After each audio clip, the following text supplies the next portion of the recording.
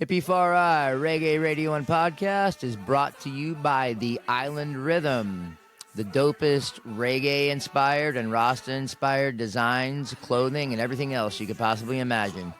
Check out theislandrhythm.com. Check out Island Rhythm on Facebook and on Instagram. Once again, The Island Rhythm is where it's at. Much love. Wow, we're on. Just kidding. The world needs love. The people need revolution. Therefore, the catalyst must be reggae music. This quote addresses one of the main reasons I created Hippie Fari, the beautiful life-changing message of reggae music. It was created for social change, and its message is as strong today as it was in the 60s when the first reggae records were released in Jamaica. So welcome to another episode of Hippie Fari Reggae Radio and Podcast, brought to you by The Island Rhythm, and recorded live, normally in Omen Honey Reggae Radio and Media Studios in beautiful Ocala National Forest, but today we are in the... We're at the Roster Republic Studios, home of the Island Rhythm Design Space.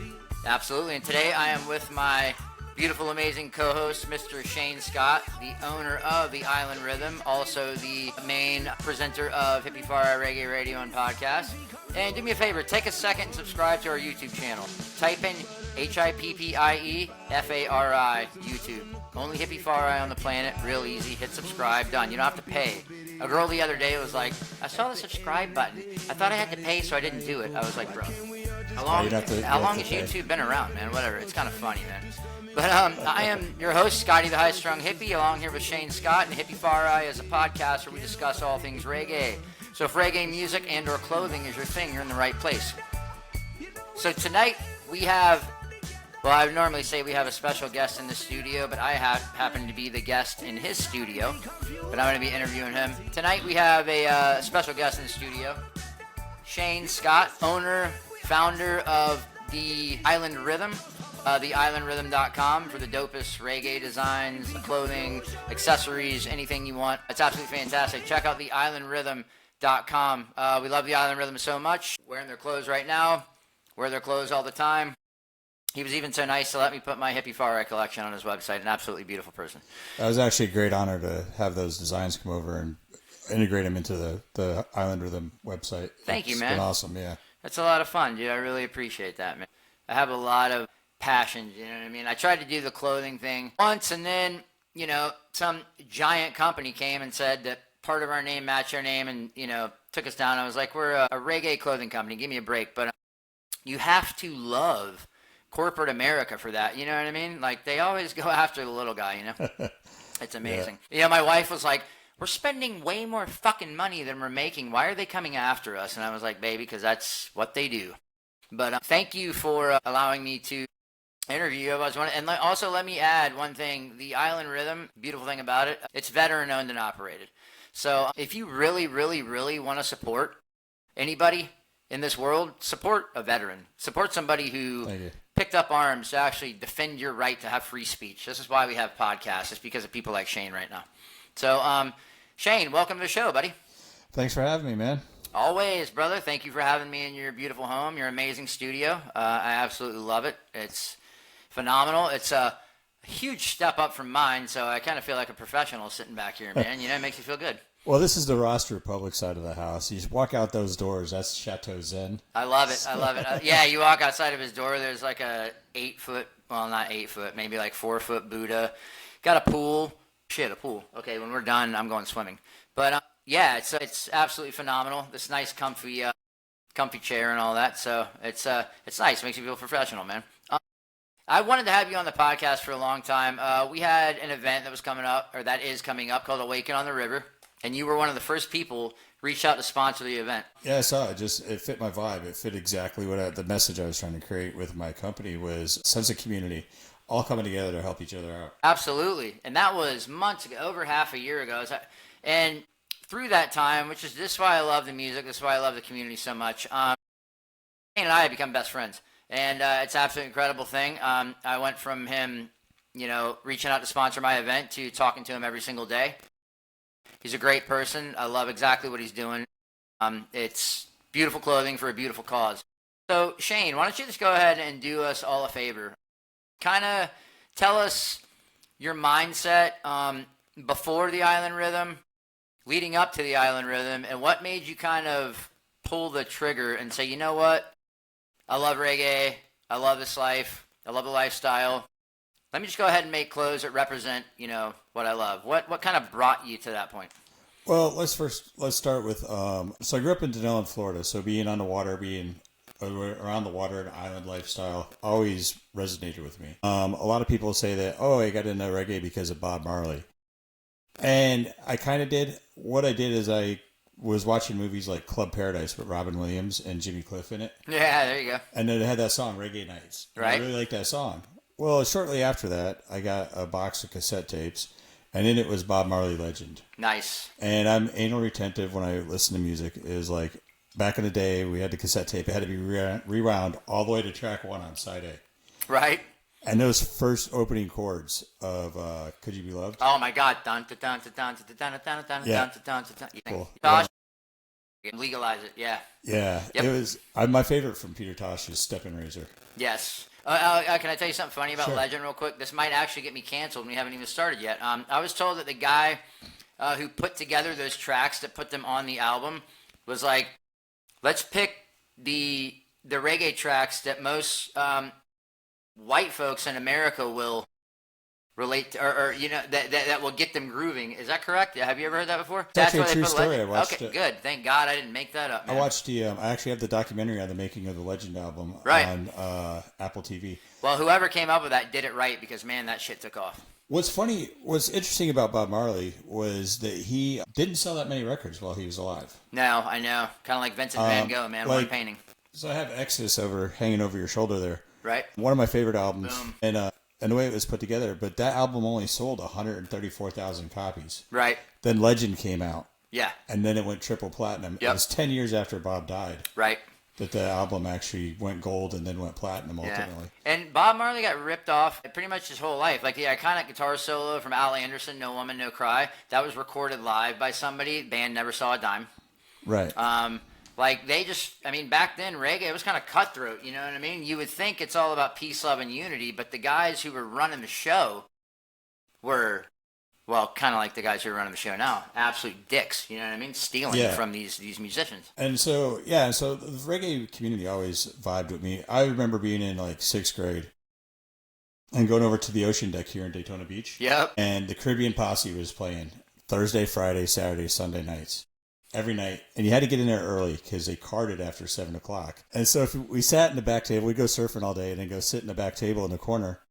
And then after that, we would just hang out. As long as we didn't screw around, nobody said anything to us. We watched Caribbean Posse, and of course they played No Woman, No Cry, and, One Love, and all that stuff. Sure.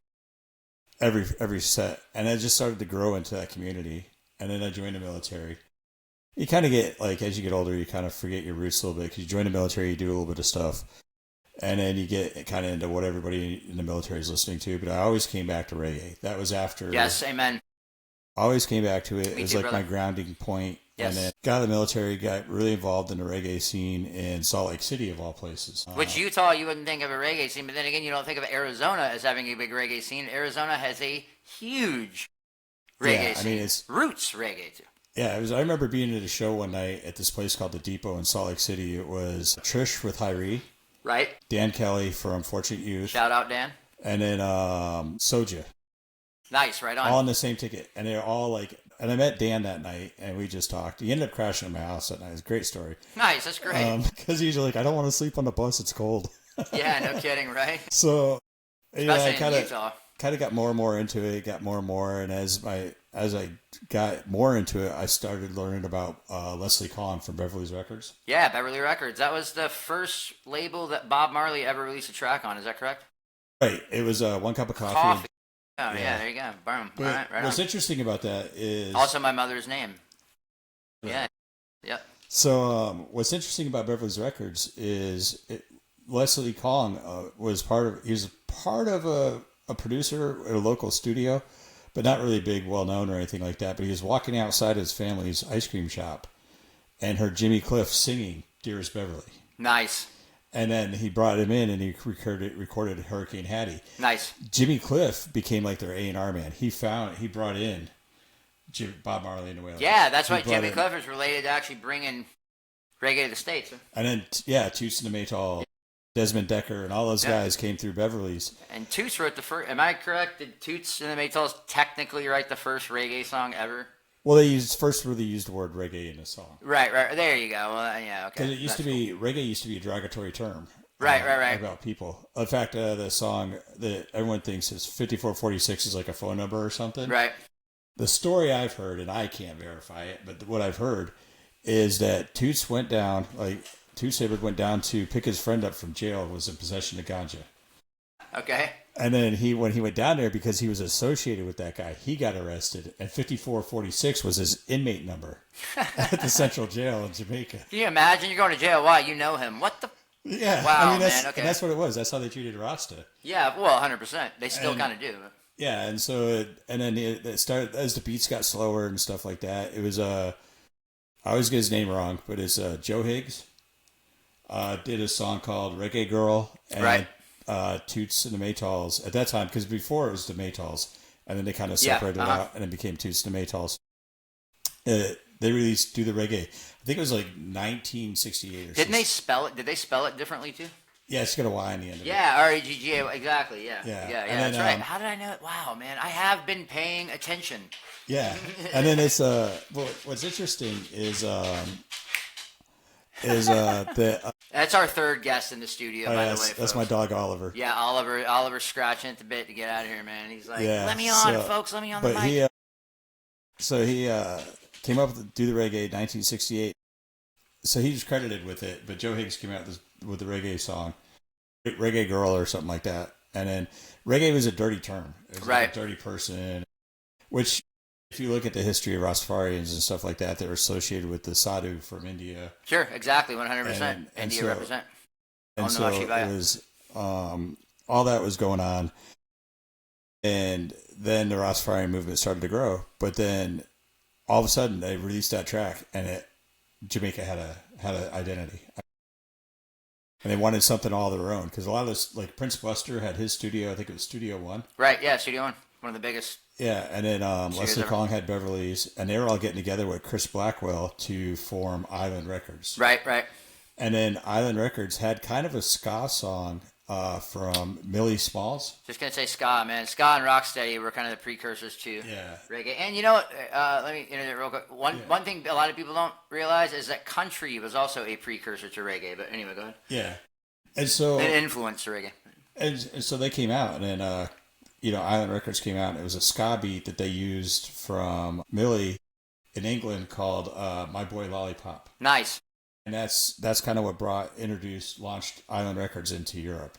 Anyway, long story to how I started my company. Right, yeah, I know, right? No, but that's my vibe. This is what I know. I love it. Well, folks, if you don't understand why he wanted to start a reggae clothing company after hearing him talk, then I really just I don't know what to say to you.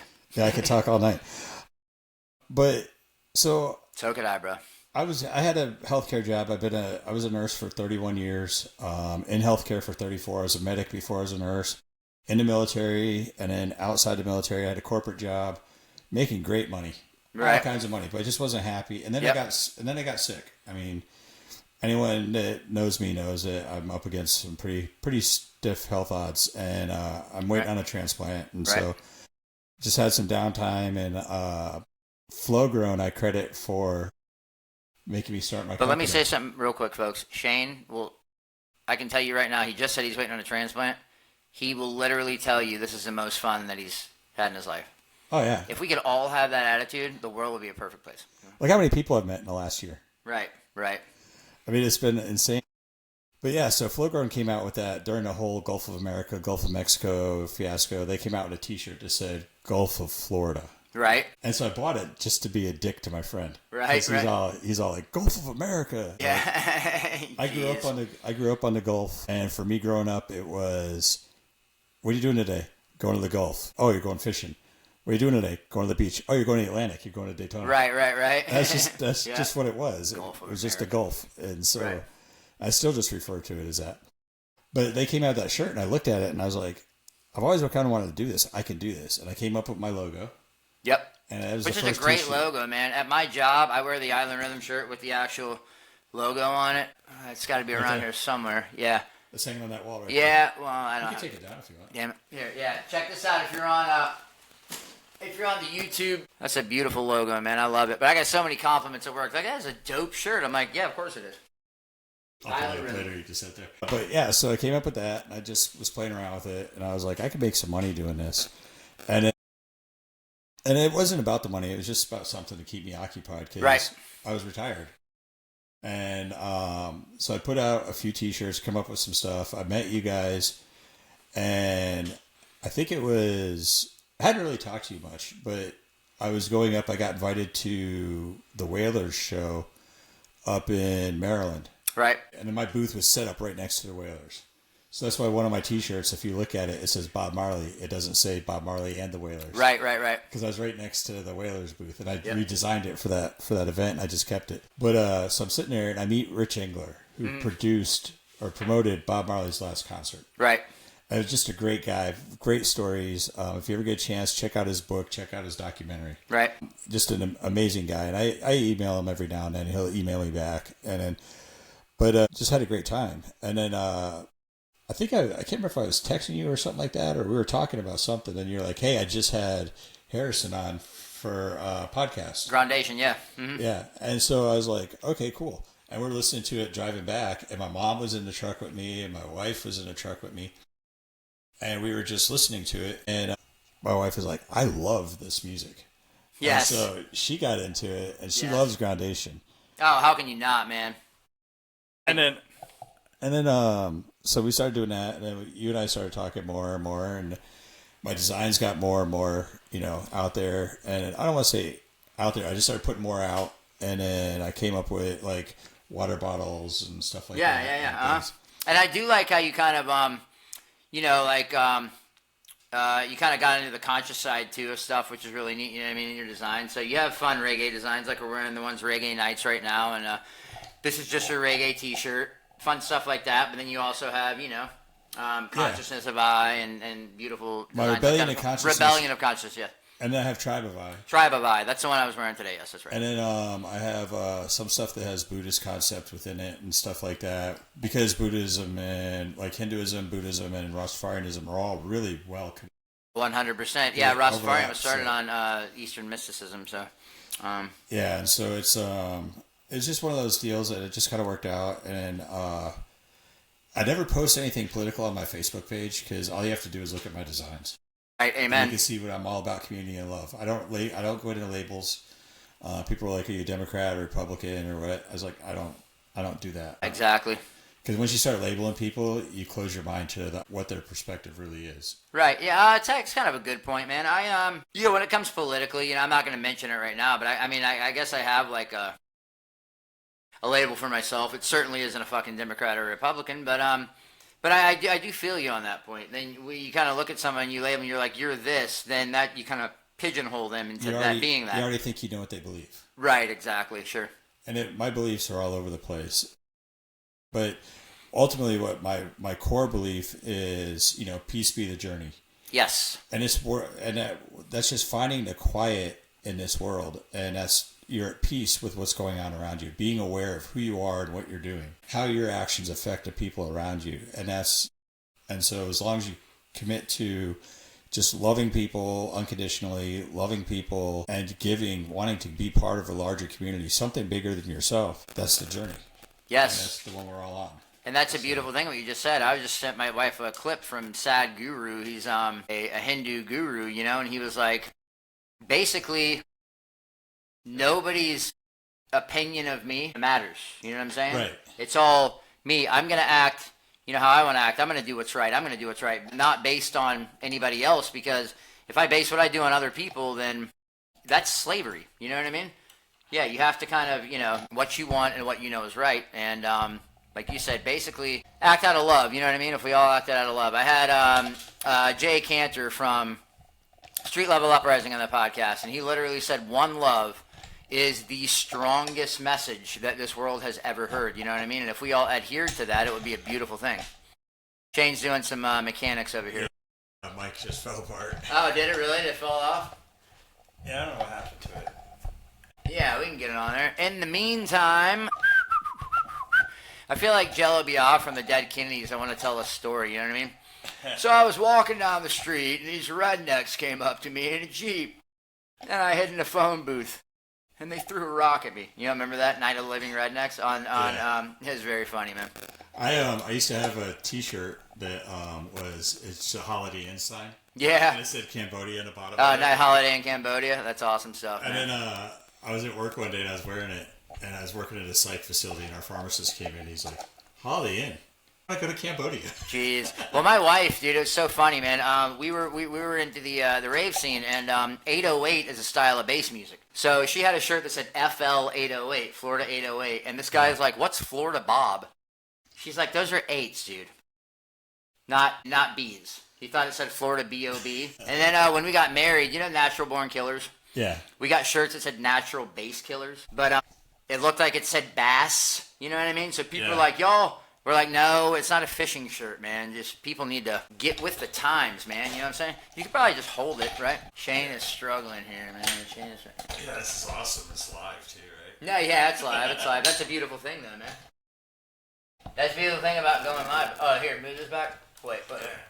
There you go. Now you can slide it back on. But, so, why don't you kind of, I know your catchphrase, your logo is peace be the journey. Why don't you kind of tell us what exactly does in this time? And I've been known to get a little kind of off the rails on my show about, you know, politics and things like that. But it's what I believe, and if you don't like it, I don't fucking care. Peace be the journey. In this disgusting time of there's genocide happening in this world. There are wars happening in this world. There are bombings happening in this world, you know, every single day that, you know, we happen to be, unfortunately, a part of. And we live here, and we can either choose to ignore it or, you know, confront it. And we can either choose to be angry about it, right? Or we can choose to take a different road. So when you say peace be the journey, in this time of turmoil and everything that's messed up is going on in the world, where did you come up with that, and why is it so important for peace to literally be the journey? You know what I mean? And what does it mean, you know, to somebody who's like, you know, kind of struggling with, like, they're kind of pissed off with what's going on right now? For me, it means activism. Yeah. It doesn't mean don't be mad at stuff or anything like that, but understand why you're mad. Right. Because if you can't articulate it to yourself, how Right. can you articulate it to somebody else? You can't. There's so much stuff that we can get into. We'd spend hours talking about it that I'm just like, I can't believe this is happening. But what you have to do is you have to find that activist niche. Like, I have a T-shirt on my site in one voice. Yeah. Amen. That's like coming together. Yes. We have to come together because recent political events and stuff like that, they want us divided because divided we're weak. If we band together, because I think everybody, if we pull all the rhetoric out of politics and everything like that, we all want the same. It's unfortunate when our leaders want us divided, though, you know? Well, that's how they stay in power. Of course it's how they stay in power, and that's unfortunate. Yeah. Yeah. And discord is power. Correct.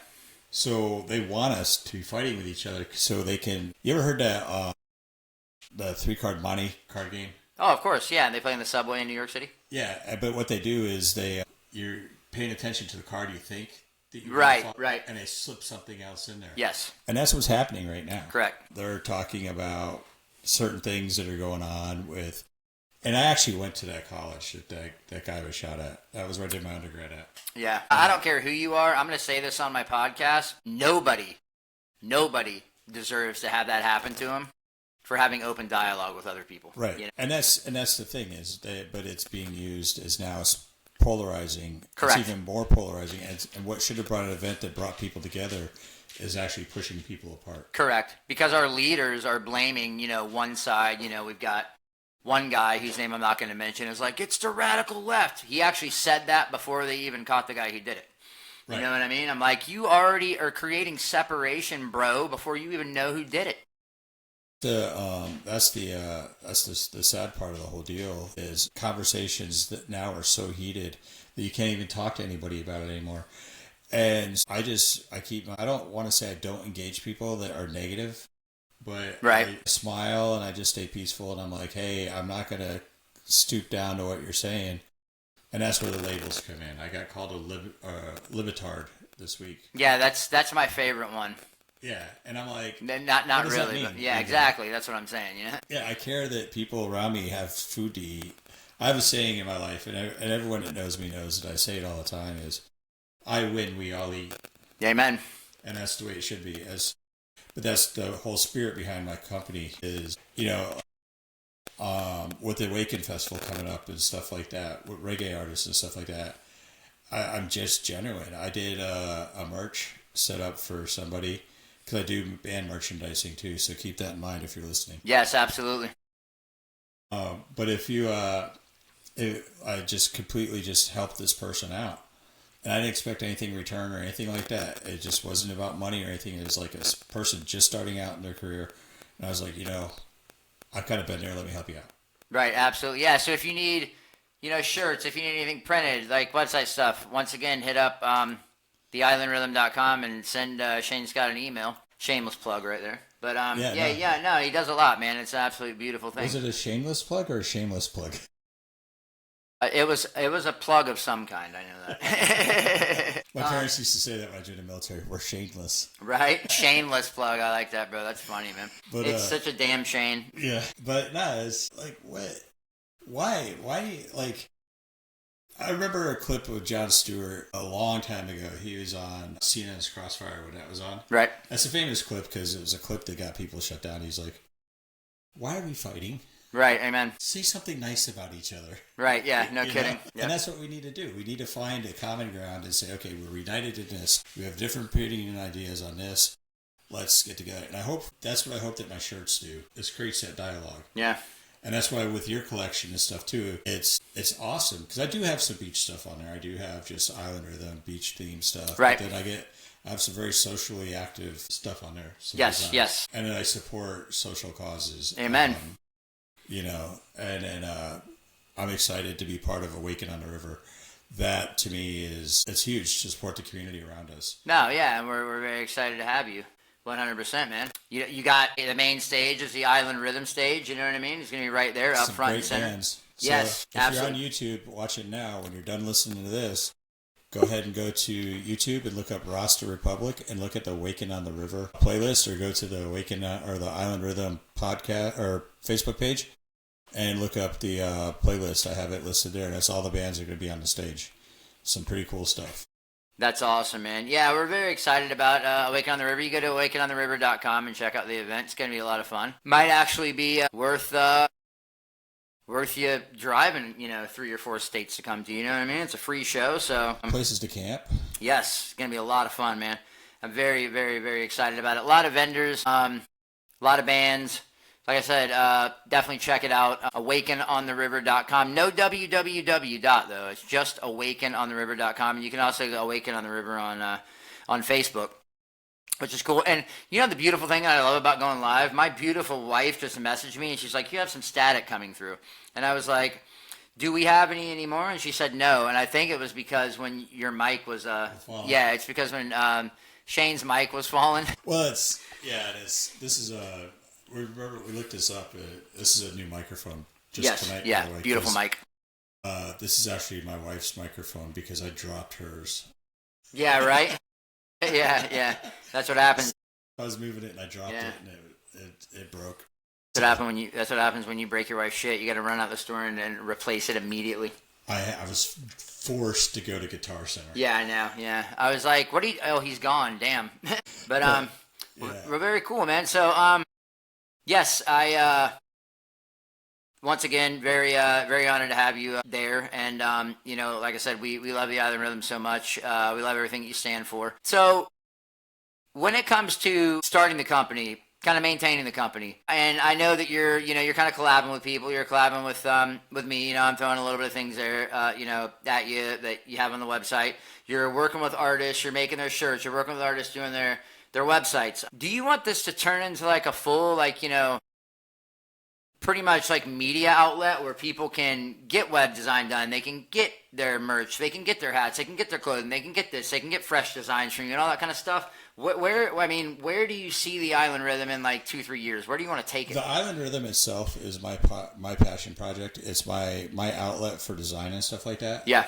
But I ultimately see it being a bigger than what it is right now. Of course, yeah, the merchandising for bands and stuff like that, being like, hey, call Shane if you need something. Call Shane. I want that to happen. I also I'm not exactly sure when it's going to launch or whatever, but I'm looking at doing an internet radio station. Yeah, man. And then just to spread the positivity. Yeah, it'll be under Roster Republic. Yeah.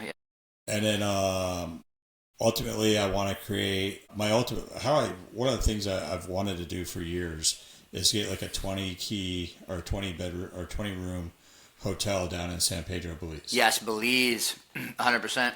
You better Belize it. Damn right. And, but I want to go down there and get a nice boutique hotel, but also I want to put a venue in. Yes, have shows, private shows. I bring people in and do that and create like just a refuge. And then for the stateside stuff too, I'm looking at property out in the forest. Very nice. To put in like a retreat and maybe stuff like that. So I've got plans, and I got to sit down and talk to my household six, my wife. Yep. In the military, a 6 unit is the one in charge. Yeah, the commander. And so I got to talk, kind of, because she kind of tempers me because I am dealing with some stuff.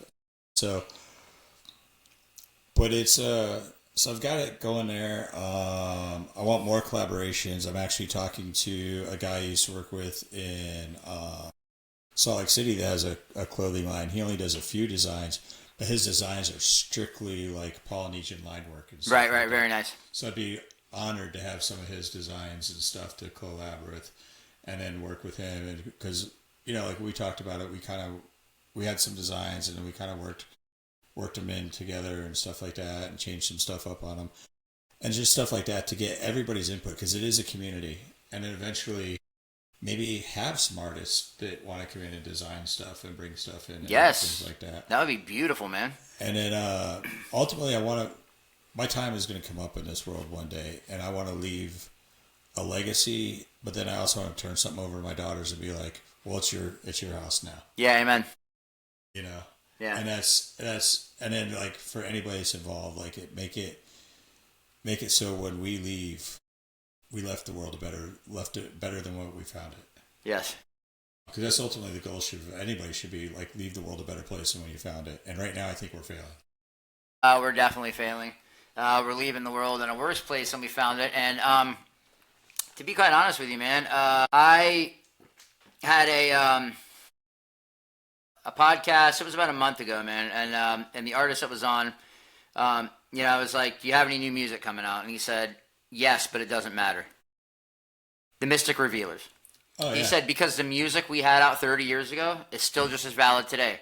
There's still fucking racism. The world is still completely screwed up. You know what I mean? He's like, there's still war going on. He's like, so it's just as valid. So he's like, writing these songs was kind of didn't really need to. You know what I mean? He's like, our lyrics still hold as strong today as they did when we wrote these songs 30 years ago. I think the difference from that time frame too is now everybody's got one of these. Yes, amen. And it's live streamed. It's live beamed right in front of us. Right. Like, how many people saw that Charlie Kirk shooting live, and they couldn't get it off the internet. Yep. And how many people were traumatized by that? And then how many people actually saw it live too? 2,000 people. So. Yeah. Yeah, absolutely. Yeah, and it makes it disgusting too, because then every stupid, moronic idiot with a loud mouth started to come on who had something horrible to say, and I hate to say that, but I mean, started, condoning what happened. You know what I mean? It's like without a filter, without even time to think about it. You know what I mean? People come on, they're like, "Oh, I'm glad that happened." It's like, man, you preach peace and love, but then these were the same people that I saw that were praising this. I was like, wow, man, you are just mind-blowing to me. And not to downplay what happened with that, but on that same day, Israel leveled part of Gaza. Right. They bombed Libya. Right. There was a school shooting. Right. Colorado. Which I will also say I do not agree with anything that's going on over there either. Russia launched a huge drone attack against Ukraine. Right. And then did you know there's a civil war in Sudan? Right. No, but you wouldn't know that because, we have a real good way of masking and disguising things over here. You know what I mean? It's just that 2 week soundbite And then in this news cycle, and in another week, we're not going to hear anything about Charlie Kirk anymore. Right, of course not. Well, except for Candace Owens, because she's not going to let this go until they find out the truth. So, which I actually have a lot of respect for her. As, somebody who's in media, not on her level, but I mean, she's going after it. But you're right, man. It's kind of like when 9/11 happened, you know what I mean? After a while, people find something new to bitch about, and then it disappears, Something new happens, something different happens. So 9/11 was always going to be traumatic for me because it changed my life. But well, let's see. This is September when the Kirk shooting. That was September 10th, day before. Right. I saw barely any posts about 9/11 the following day. Right. Barely any. Went to see Yankees game or something that day, I think. Yeah. Well, sorry, I didn't mean to mention his name. He's a real winner. But it's like we forget. And that's why history repeats, because we forget what happened and we're taught to erase it. You know what I mean? Well, yeah, they say the victor erased the history, right? Right, exactly. And then when I was I went to Auschwitz. Right. I spent some time in Slovakia, and we went up to Auschwitz, we went up to Poland. Right. And went to Birkenau and Auschwitz. And when you walk into Auschwitz, they have a sign up that says, "Work will set you free." Work will set you free, that's right. And then as you walk in, everyone's in the parking lot laughing and joking. You go in there, it's very, very solemn. Sure. And then and then you go into the furnaces and all that stuff, and there's a sign right above one of the furnaces that says, "Those who forget history are doomed to repeat it." Right. And it seems like we forgot what the 60s were like, and we're running right back to it. Right, yeah, we always do. Yeah. I mean, we forget what happened yesterday, bro. You know what I'm saying? Oddly enough, we've elected presidents twice when they've done a horrible fucking job the first time. So it's like, did you forget what happened?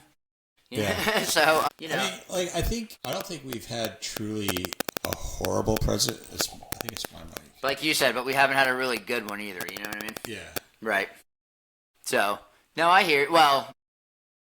But that's the beauty of our system. We're allowed to designed to take that heat, but I don't know what's going to happen with this when this presidency is over. Right, yeah. How much damage is going to have to be fixed? How long is it going to take to come back and fix it all?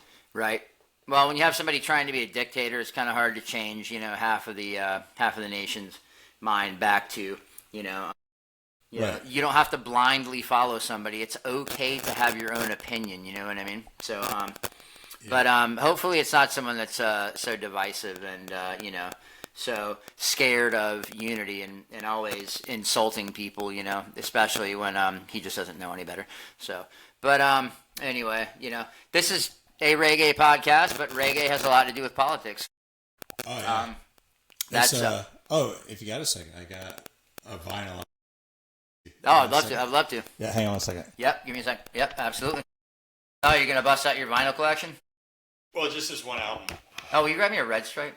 Yeah. Thanks, man. Awesome. So, while Shane is going away, he's got a pretty sick vinyl collection. He wanted to show me a record out of it, which if you're on the YouTube video, you'll get a chance to see it. But this was kind of a cool podcast, man. Been wanting to have this guy on for a long time. But if you have a second while you're chilling out, visit www.theislandrhythm.com. Theislandrhythm.com is absolutely amazing stuff, man. Some incredible clothes. Like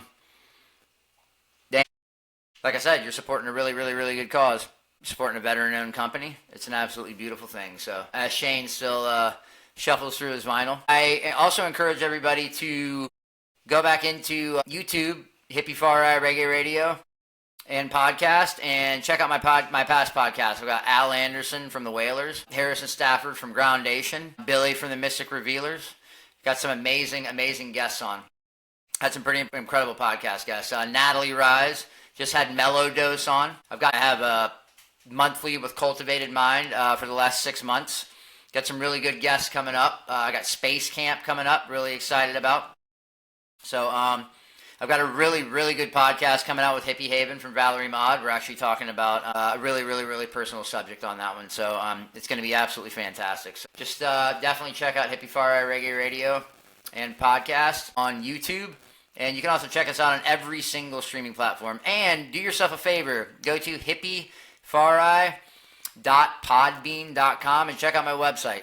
It's pretty cool. You can kind of see what I'm all about, what I'm into, my message, my grind, and kind of where I come from, the reason I come from there, and why I believe what I believe. Why I believe that reggae is the last bastion of the People's Army. It is a weapon. It is a beautiful thing, and when used properly. And look at this, man. Wow. He has got Beverly Records 7-inch. This is incredible. With Soul Shakedown Party. Man, get the hell out of here, dude. We're gonna have a Soul Shakedown Party tonight. I've got some more stuff in there, too. Look at this, guys. If you can see it on YouTube. Look at that, man. That's awesome. And then what else are we looking at here? Bob Marley. Look at that, man. Wow. Look at that vinyl. Dude, check that out. That's amazing. Hey, check it out. You know, back in the day, the selectors, when they had, like, right here for Bob Marley and the Wailers, they would literally take that and scratch it out. Right. So the other people in their dance halls couldn't see what they were playing. Yep. That's amazing. Do you have a record player here? Yeah. Cool. I know what we're doing after the podcast, after we go swimming. Put those back.